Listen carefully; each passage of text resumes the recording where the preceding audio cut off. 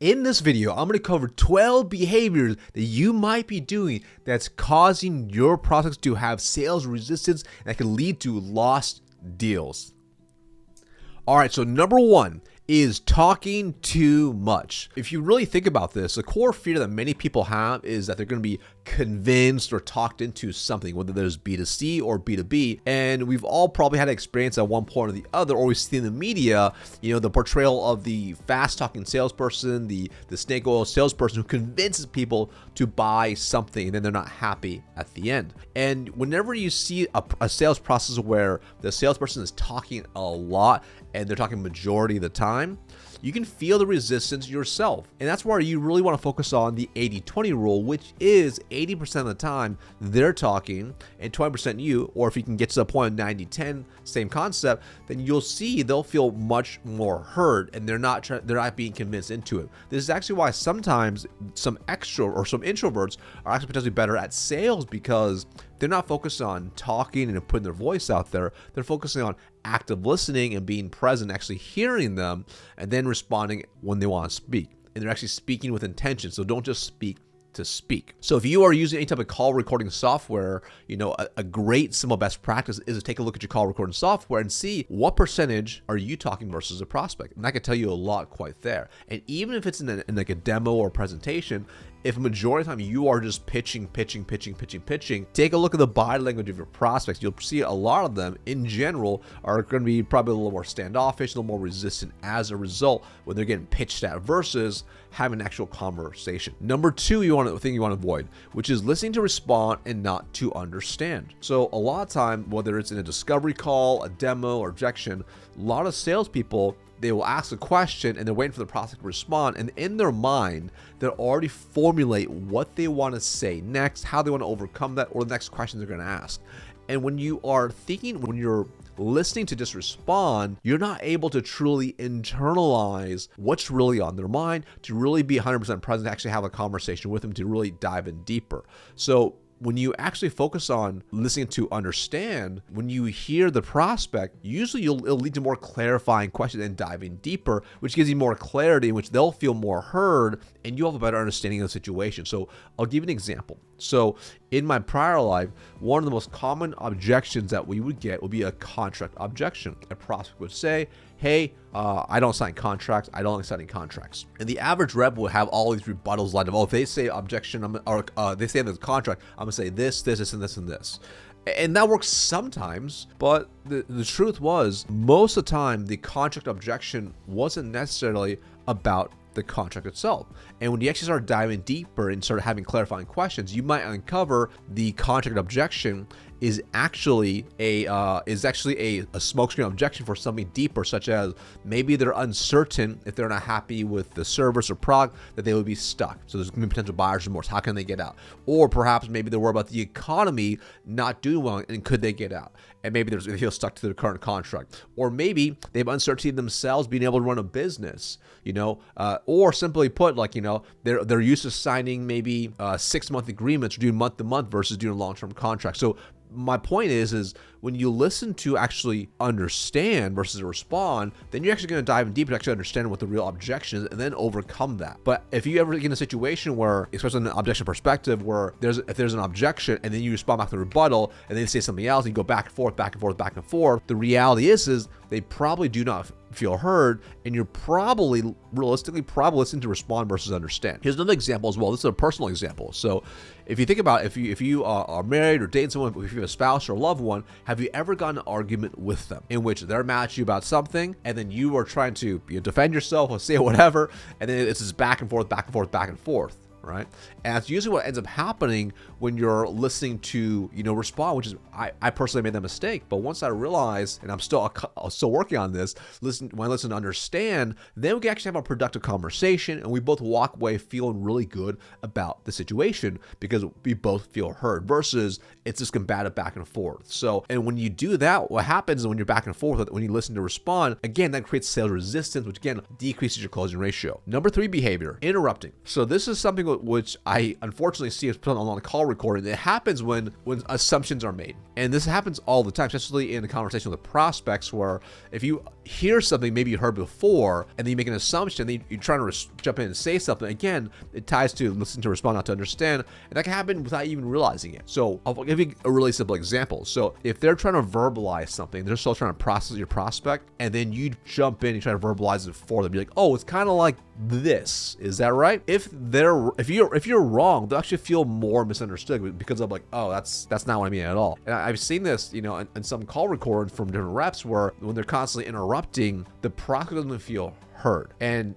for people to feel heard, they need to be able to voice their opinion or their thoughts or their concerns or pains or whatever, so that way they feel fully like they can get everything off their chest, so you can actually help them. So number 3 is interrupting. Number 4, this drastically drives out sales resistance, which is not adjusting your style to fit the prospect's personality. I see this quite often, right? Where, as human beings, we have our own way of doing things and our style, but it's important to understand and really read the attitude, the approach, and the language of the prospect. How are they approaching the conversation? How are you approaching it, right? And I'll give you an example. So I personally have a very direct personality. I'm very, very direct.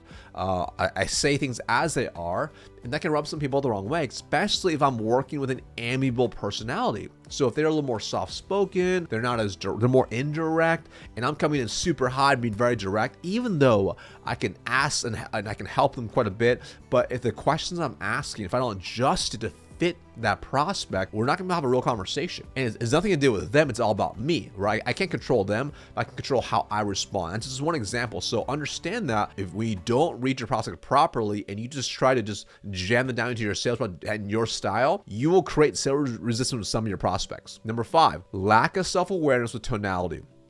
So the thing is about tonality, this is such an art form here. And the way you get really good to mastering tonality is you have to listen to your own calls and hear how you come off. And you might be pleasantly horrified if you do that. But for example, tonality takes the same words and creates a completely different feel or reaction, potentially even a meaning as well. And this is where the most elite salespeople understand this, so that they use tonality to help them. But when you're not aware of it, you actually will have tonality hurt you and hurt your sales process and create sales resistance. So I'll give you an example here. So if I took the phrase, I don't know who ate the cookies, you'll have one meaning from it. If I said, I don't know who ate the cookies, it means I personally don't know who ate the cookies. If I said the exact same words, I said, I don't know who ate the cookies.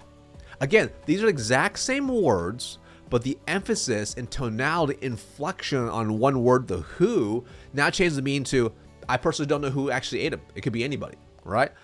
If I said I don't know who ate the cookies, now again that meaning changes again, and now it's about these specific cookies. Maybe there's other cookies, maybe there's other desserts, maybe there's something else. Again, exact same words but different focus.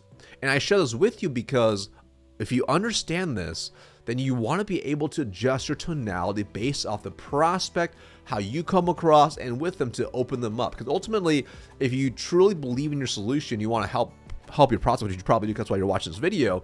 Well, you can't help them if they're not being truthful with you. And you can't always control how they respond, but you can control how you come across to help lower the resistance, to increase the chances of having just an open conversation. So another good example is sometimes when people are asking about, the biggest challenge, if they're like, hey, what's your biggest challenge? That's pretty direct. Like some people can respond to it, but some people are like, oh, geez, like it came in kind of hot. Versus if I took the same words and if I sense them to be a little bit resistant and I adjust my tonality just a little bit and say something like, Lisa, what would you say is your biggest challenge? Again, tonality completely shifted. I inserted some pausing, and that now leads to a softer approach to the exact same words. So I share this with you because when you don't have self-awareness with tonality, then that can really impact really the resistance as well that they're going to have, right? We could make it really drive up or go down. So number 6, presenting too early. This happens all the time. I see, especially if someone having a discovery call and then they get so excited because the prospect is saying, oh, I'm having this big issue. And the salesperson's like, all right, cool. Let me just kind of jump in, start talking about my solution, how amazing we are, all these things. What happens is naturally, they're not mentally quite there yet, so there's resistance aren't building up. It also means usually there's assumptions that are more likely to happen. So I want you to imagine it's kind of like if you went to the doctor and, the doctor starts asking you questions why you're there. You're like, oh, I have a cough. And before you get to finish really start talking, the doctor's like, all right, cool. Here's exactly what we need. We need to do an x-ray of your lungs. We need to go ahead and probably do surgery. We need to do all, X, Y, and Z to you right now and give you all this medication. You'd be like, you'd have this resistance automatically because they're presenting a solution too early. You're not sold there is a problem. You just know you're coughing a little bit. You're like, can I just take some like Dayquil or something, right? So when you present too early, it's much like a doctor prescribing much too early without the proper diagnosing. And if you diagnose improperly, then you're gonna have the wrong solution. And that's gonna happen to you as well. And at the end of the day, if you are like doctor who's prescribing too early, you're gonna be resistant to the solution, just like your prospect will be resistant to you if you don't have a good understanding of them or they don't feel necessarily heard and you try to present too early. This happens literally all the time. Number 7, presenting features that matter to you and not to them. Now, here's the thing. A lot of companies will train their sales professionals about anything and everything about the product, how amazing it is, all the features and all the benefits. And that all sounds amazing and gravy. However, understand that everything you know about the product and solution is not relevant to your prospect. So if you start presenting features that don't matter to them or irrelevant to them, that actually don't help them solve their pain, help them achieve their big desires, then you are going to create resistance because like, I don't really care about that. I don't even want that. That's very much like if you were a vegan and I'm trying to present you steaks. You'd be like, why are you showing me steaks? I know you like steaks, but I don't care about steaks, right? So I'll give you another example. It's kind of like if you were going to go get a new car, and let's just say, for example, you want to get, just a fuel efficient car that, has really good gas mileage and has space for your family. And, that's all you really care about. Your storage space and fuel efficient. You don't care about anything else, right? Now, let's just say, for example, you get to the dealership and that salesperson's like, hey, let me show you this awesome like 2-seat convertible. It gets like 6 miles to the gallon, looks really cool, and people are gonna think you're the new hotness in town. You'd be like, okay, that's neat, but that's not important to me. I don't even care about those things. In fact, I don't want this car now. And as a result, you have all this sales resistance. And a lot of times, this is what people end up doing on sales calls is in their mind, they already have an idea what they want to show in the demo, the presentation, etc. So now they're trying to jam it down the prospect's throat. Again, that drives up sales resistance and causes you to potentially lose it or get ghosted. So instead, only want to present things that actually matter to them, and not to you. All right. Number 8, forcing timelines to fit you and not them. So a lot of times, if you don't uncover a clear cost of inaction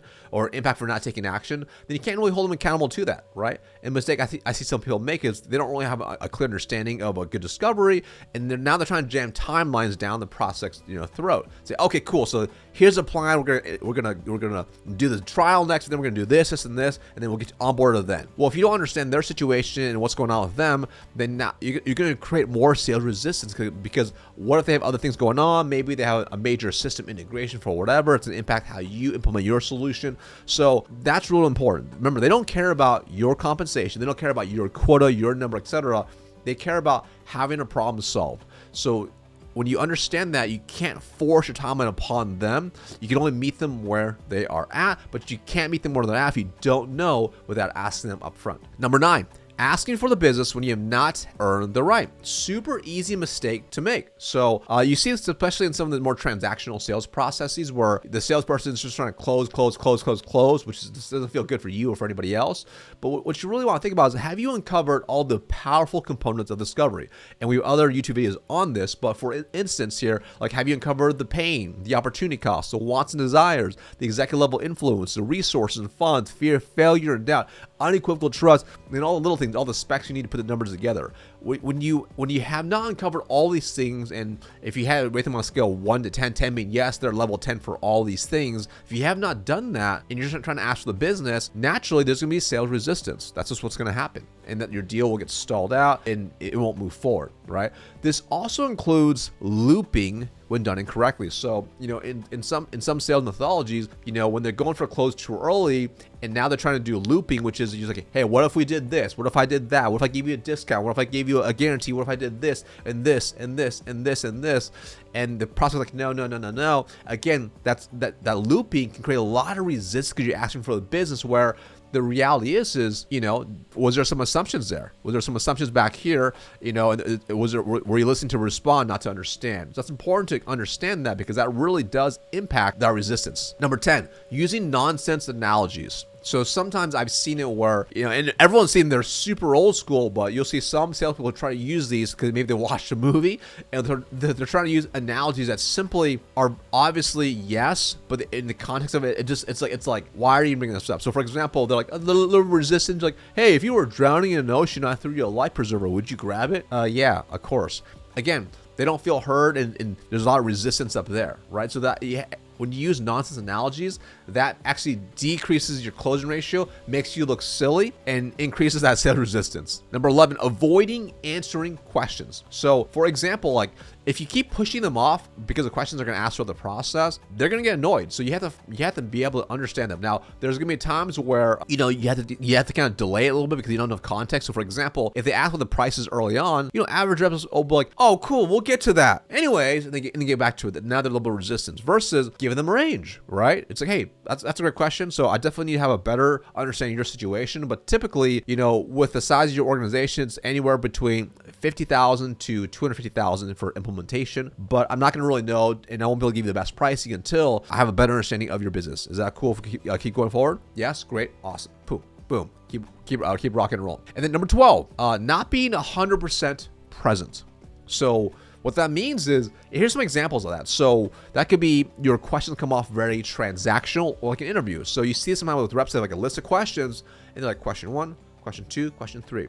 So they're not able to actually be present, to listen, to understand, to actually dive in deep, have clarifying questions, but they're also now able to flow naturally. It becomes kind of choppy, and you see with some of the calls where it just feels kind of awkward on the call. It's not smooth. Versus when you see a professional who's on a sales call, yes, they have a process they follow, but they're able to kind of navigate around, and it flows really nicely, and it's very melodic, like a song. So for example, it's kind of like, even with uncovering, you know, the powerful framework, you know, it's not like one pain, boom, boom, and it's going down the list. It's like, you can go back and forth. You might get the pain first, and then might get the fear of failure. It's going to dance around a little bit because of how the conversation goes. Because again, you're not selling to robots, you're selling to human beings. All right. So very, very important. It has to be conversational.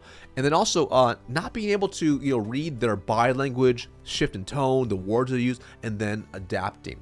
This is actually why it's really, really important to actually listen to call recordings or watch call recordings if you can, because you'll see, based off how you are saying things or doing things, and maybe some of these things, you may see your prospect either open up more and tell you more, or resist more. And the key is being able to look at enough calls so you have a good baseline versus saying, well, it worked out one time, so I'm gonna keep doing it. The key is understanding what are you consistently doing, what are the behaviors you're consistently doing that can either increase or decrease your closing ratio.